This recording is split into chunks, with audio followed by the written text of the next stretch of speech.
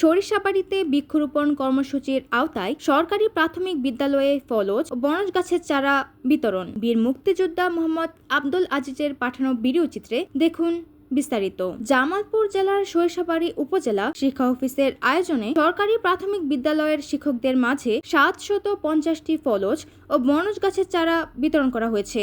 আজ বৃহস্পতিবার 19/5/2025 তারিখ সকাল 10 ঘটিকায় উপজেলা পরিষদ চত্বর হতে বিভিন্ন জাতের ফলজ ও বনজ গাছের চারা বিতরণ করা হয়। চারা বিতরণ অনুষ্ঠানে প্রধান অতিথি হিসেবে ভারপ্রাপ্ত উপজেলা নির্বাহী কর্মকর্তা লিজা রিসিল শিক্ষকদের মাঝে বিভিন্ন ফলজ ও বনজ গাছের চারা তুলে দেন। এ সময় আরও উপস্থিত ছিলেন উপজেলা একাডেমিক সুপারভাইজার রুহুল আমিন বেগ, উপসহকারী শিক্ষা কর্মকর্তা মুস্তাফিজুর রহমান, সরিষাবাড়ি উপজেলা প্রেস ক্লাবের উপদেষ্টা বীর মুক্তিযোদ্ধা মোহাম্মদ আব্দুল আজিজ সহ বিভিন্ন বিদ্যালয়ের শিক্ষকগণ উপস্থিত ছিলেন।